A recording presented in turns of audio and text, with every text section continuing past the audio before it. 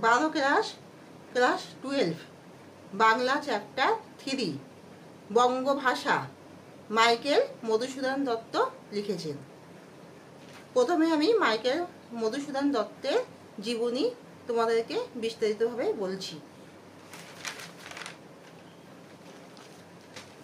Michael Madhusudan Dutta 1824 খ্রিস্টাব্দের 25শে জানুয়ারি বর্তমান বাংলাদেশের যশোর জেলায় সাগরদাড়ি গ্রামে জন্মগ্রহণ করেন, যেটা বর্তমান বাংলাদেশ, এবং এর উপজেলা হচ্ছে কেশবপুর উপজেলা। মাইকেলের ছদ্মনাম ছিল টিমোথি পেন পোয়েম। কবি একজন নাট্যকারও ছিলেন এবং তিনি মেঘনাদ বধ কাব্য রচনা করেছিলেন এবং তিনি বহু কবিতার স্রষ্টা ছিলেন।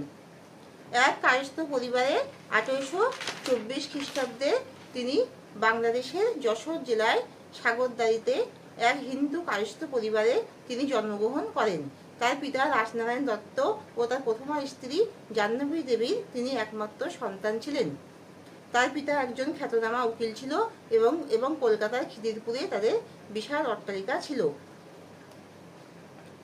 কিন্তু মধুসূদন দত্ত খুবই মেধাবী ছাত্র ছিলেন। মধুসূদন দত্ত কিন্তু ভবিষ্যতে তার নিজের বাংলা কাব্যকে, বাংলা ভাষার বঙ্গ সম্পদ যে লুকিয়ে আছে, বঙ্গভাষায় যে অমূল্য রতন লুকিয়ে আছে, তাকে অবহেলা করে তিনি ইংরাজি সাহিত্য, পাশ্চাত্য সাহিত্যে অনুরাগী হয়ে তিনি খ্রিস্টান ধর্ম গ্রহণ করেছিলেন এবং বিদেশে গিয়ে তিনি খ্রিস্টান ধর্মের প্রতি অনুরাগী হয়ে তিনি বাংলাদেশে গিয়ে তিনি ইংল্যান্ডে গেছিলেন এবং তিনি খ্রিস্টান ধর্মের প্রতি অনুরাগী হয়েছিলেন এবং সেখানে তিনি ইংরাজি ভাষায় অনেক খ্যাতি অর্জন করার জন্যে তিনি চেষ্টা করেছিলেন, কিন্তু তিনি ব্যর্থ হন। সেখানে তাকে অনাহারে অনিদ্রায় থাকতে হয়। পরে তিনি অনুশোচনা করেছিলেন যে তিনি কি ভুল পথে গেছেন এবং তিনি নিজের দেশের সাহিত্য সম্পদ, অবদান্ত্রী রতন ভাণ্ডার আছে, সেটা সে বুঝতে পেরে তিনি দেশের সাহিত্য রচনায় ফের আবার মনোযোগী হন।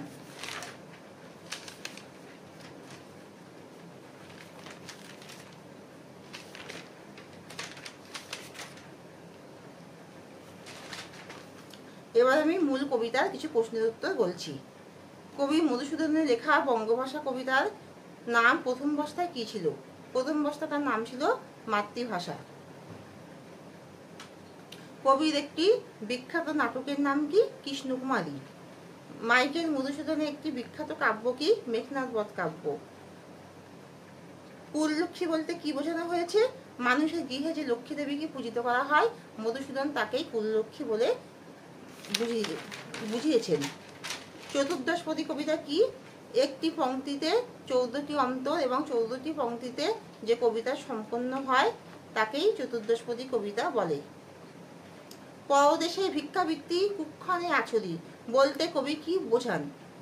নিজের বঙ্গদেশের সাহিত্য সম্পদকে অবহেলা করে কবি বিদেশে গিয়ে ইংরেজি সাহিত্যের প্রতি অনুরাগী হন এবং তিনি ভিক্ষাবৃত্তি বলে তাকে বুঝিয়েছেন যে তিনি নিজের দেশের সম্পদকে অবহেলা করে, দেশের প্রাচুর্যকে অবহেলা করে ইংরেজি সাহিত্যকে আগলে ধরে তিনি যে ভুল করেছেন, তিনি ইংরেজি সাহিত্যে তেমনভাবে বিশেষ খ্যাতি অর্জন করতে পারেননি এবং দেশের বঙ্গভাষা যে অফুরন্ত ভাণ্ডার আছে সেখানে তিনি সুনাম অর্জন করেছেন।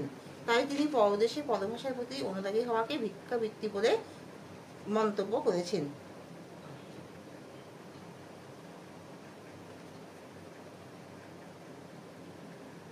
বঙ্গভাষা কবিতায় কবির আত্ম অনুশোচনার কারণ নির্দেশ করো। মধুসূদন আত্ম অনুশোচনার কারণ নির্দেশ করো। মধুসূদন কবি খুবই বড় কবি ছিলেন, বঙ্গের নাম যশ পেয়েছিলেন, কিন্তু ইংরেজি সাহিত্যে আকৃষ্ট হয়ে তিনি ইংরেজি ভাষার প্রতি, পাশ্চাত্য সাহিত্যের প্রতি অনুরাগী হয়ে তিনি বিদেশে গেছিলেন এবং পরে তিনি ফরাসিতে ভাষাই নগরীতে বসে তিনি সেখানে বিদেশি ভাষায় চর্চা করেন। তিনি কিন্তু গ্রিক, ল্যাটিন, সংস্কৃত বিভিন্ন ভাষায় পণ্ডিত ছিলেন, কিন্তু সব কিছু সত্ত্বেও তিনি ওখানে কোনো খ্যাতি অর্জন করতে পারেননি, বিদেশি ভাষায় তিনি বড় কবি হতে পারেননি। তাই তিনি আবার নিজের ভুল বুঝতে পারেন যে তিনি এই দেশীয় ভাষায়, দেশীয় যে সম্পদ, যে অফুরন্ত ভাণ্ডার যে দেশীয় ভাষায় আছে, তাকে তিনি অবহেলা করে তিনি পাশ্চাত্য ভাষাকে আপন করেছিলেন। বঙ্গভাষার অফুরন্ত ভাণ্ডারকে বঙ্গভাষার যে অফুরন্ত ভাণ্ডার আছে, সাহিত্য সম্পদ আছে, সেটাই সব থেকে শ্রেষ্ঠ এবং বিদেশি ভাষায় কোনো শ্রেষ্ঠতা নেই।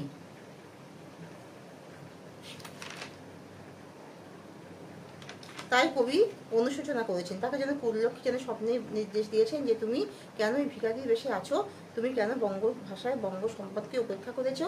তাই কবি আবার সেই নিজের ভুল বুঝতে পেরে বঙ্গ সাহিত্যকে বঙ্গ ভাষাকে আপন করে তিনি আবার খ্যাতির চূড়াতে পৌঁছে গেছিলেন।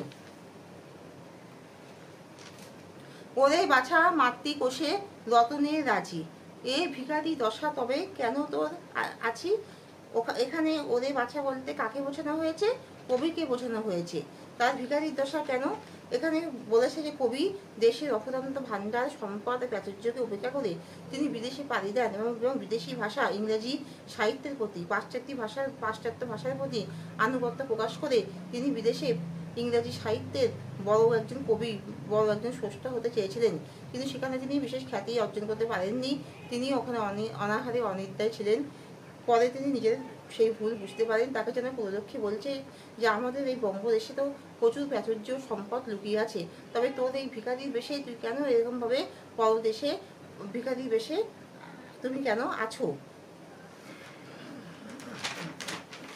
কবি তখন তার অনুশোচনা প্রকাশ করেছেন যে তিনি এই যে দেশের বিভিন্ন যে রতন ভাণ্ডার তাকে ত্যাগ করে তিনি ভুল পথে তিনি বেছে নিয়েছেন।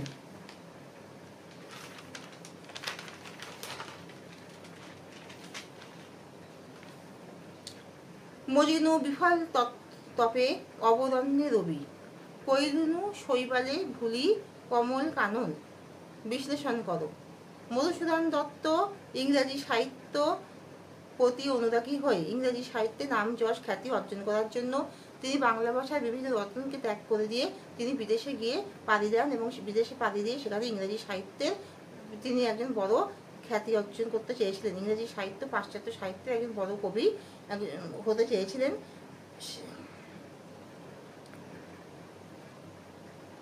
বাংলা ভাষাকে উপেক্ষা করে এবং ইংরেজি সাহিত্য পাশ্চাত্য ভাষার প্রতি তার এতটাই আনুগত্য প্রকাশ পেয়েছিল যে খ্রিস্টান ধর্ম গ্রহণ করেছিলেন।